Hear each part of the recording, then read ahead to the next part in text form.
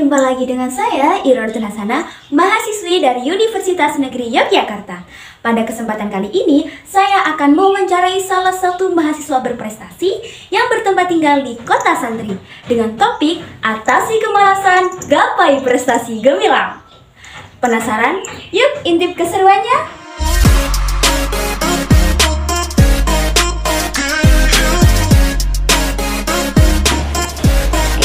Baik, sebelum memulai wawancara kita kali ini, sepertinya kurang afdal nih ya kalau kita nggak berkenalan dulu dengan siapa sih narasumber kita kali ini. Nah, maka dari itu boleh nih untuk kakak memperkenalkan diri dulu. Siapa tahu nih teman-teman di rumah pasti juga penasaran nih dengan narasumber kita. Oke, baik. Halo semuanya. Perkenalkan, nama aku Muhammad Abizar Rizko. Saya dipanggil Abi. Aku merupakan seorang lulusan sarjana dari Fakultas Hukum Universitas Brawijaya dan sekarang menempuh pendidikan profesi di Perhimpunan Advokat Indonesia. Dan latar belakang aku juga merupakan seorang pemenang 1 Duta Bahasa Jawa Timur pada tahun 2019 dan juga harapan 1 Duta Bahasa Nasional.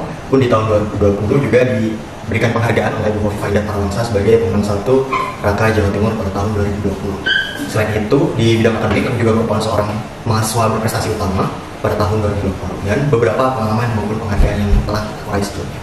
Tetap itu terima kasih. Baik, jadi namanya Kak Abizar nih teman-teman. Buat teman-teman yang pengen tahu lebih lanjut nih, bisa nih kepoin akun sosial medianya Kakak Abizar.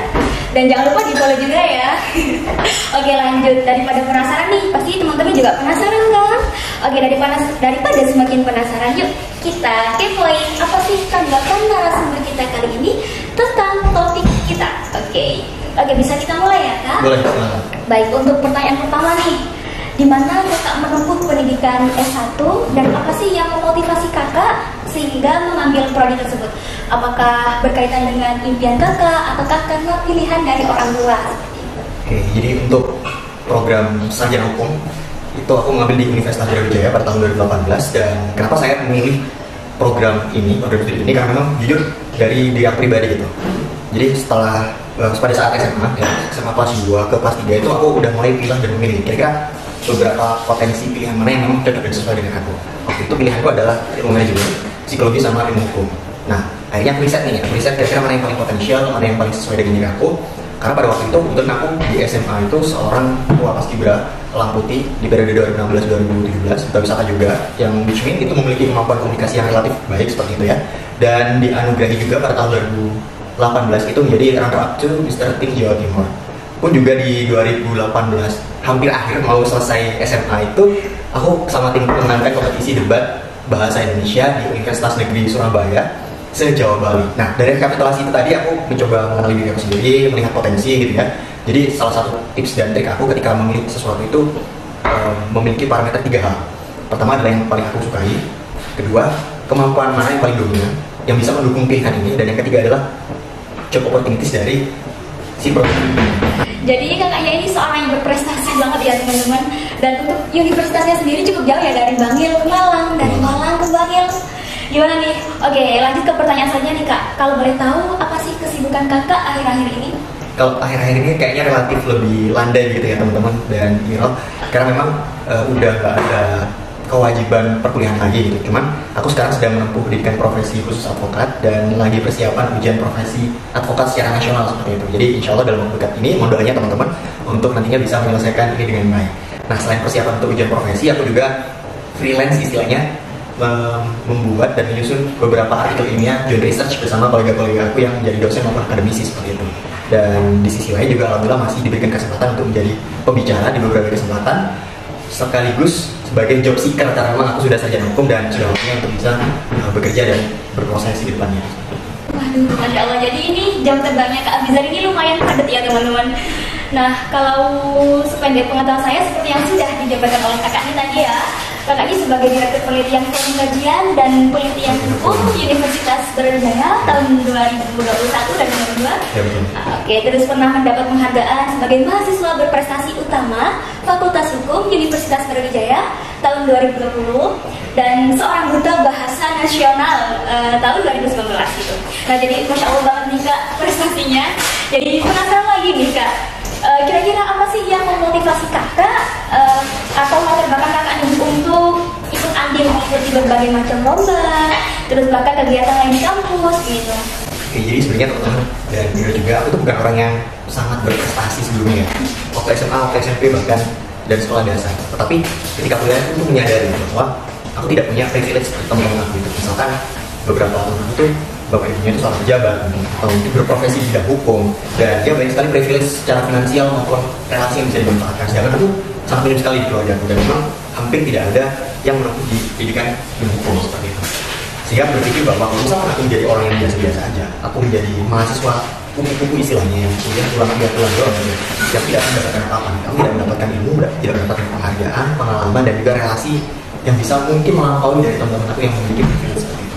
Sehingga ketika waktu mahasiswa baru, aku memutuskan diri bahwa okay, this is my time, I start to be another person, to be the better person. Akhirnya berusaha untuk belajar, berusaha untuk turut aktif mengikuti berbagai kegiatan dan alhamdulillah bisa mendapat kepercayaan seperti yang disebutkan tadi selaku direktur penelitian. Padahal aku di SMA juga nggak bisa nulis ya. Aku belajar start from zero teman-teman waktu mahasiswa baru bersama teman-teman yang lain maupun senior-senior dan aku berusaha konsisten terus juga akhirnya mendapatkan aman. Oke, baik, menyinggung tentang raka-raki nih teman-teman ya. Jadi penasaran lagi nih, apa sih yang memotivasi kakak untuk mengikuti ajang tersebut?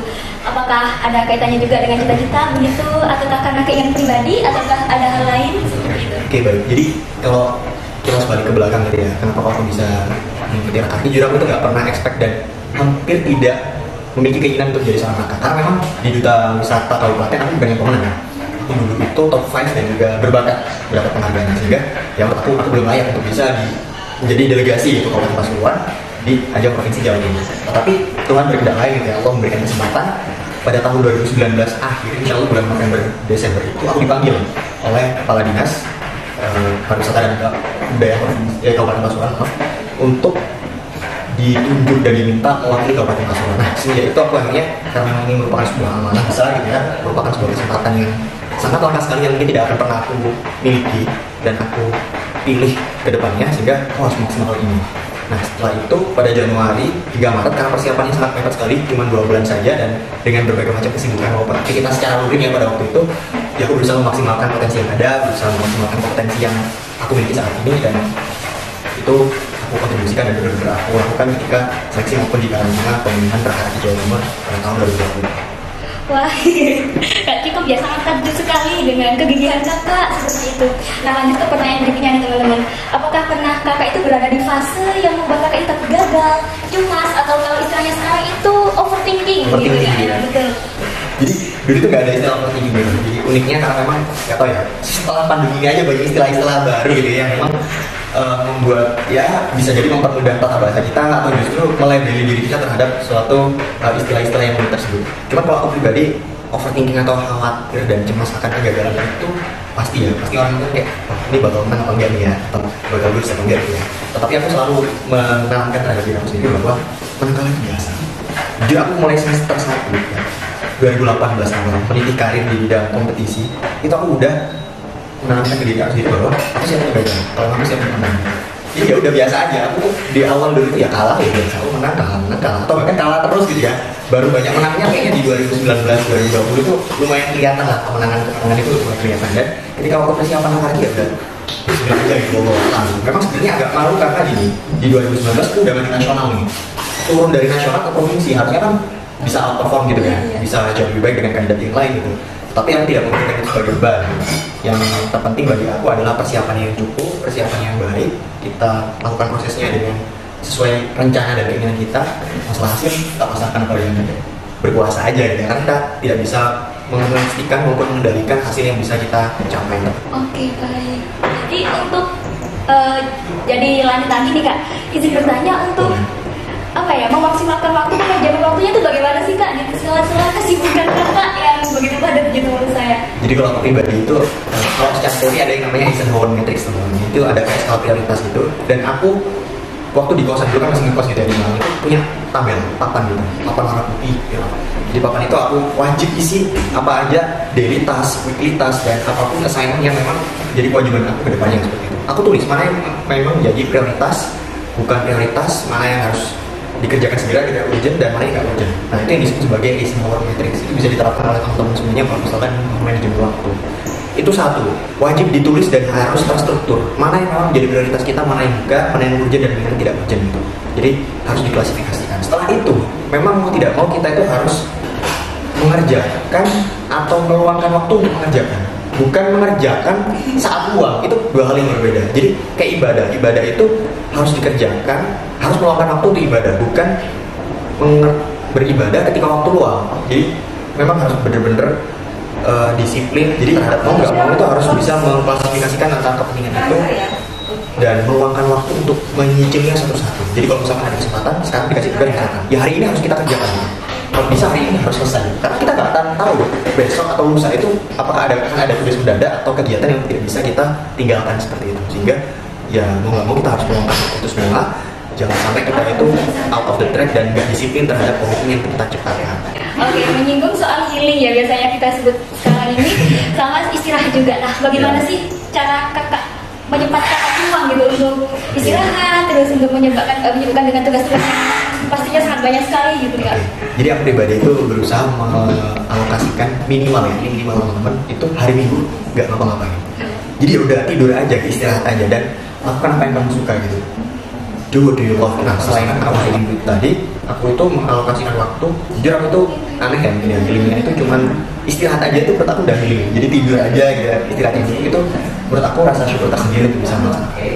Habis itu baca buku. Nah, ini kegiatan yang rutin aku lakukan sih. Jadi mau nggak aku tuh berusaha menyempatkan minimal satu hari itu 5 halaman. Oke, jadi healingnya Kak Abizar ini beda ya dari kita nih teman-teman. Oke, jadi penasaran lagi nih Kak, ada nggak sosok atau seseorang gitu yang tentunya sangat berperan atau menginspirasi kakak sehingga kakak itu bisa sampai di titik seperti saat ini gitu? Oke, kalau satu sosok jujur aku nggak ada yang spesifik. Aku tuh kalau misalkan punya role model itu sesuai dengan bidang aku, misalkan ya bidang hukum aku ada satu, bidang duta ada satu lagi, terus di mahasiswa berprestasi ada lagi.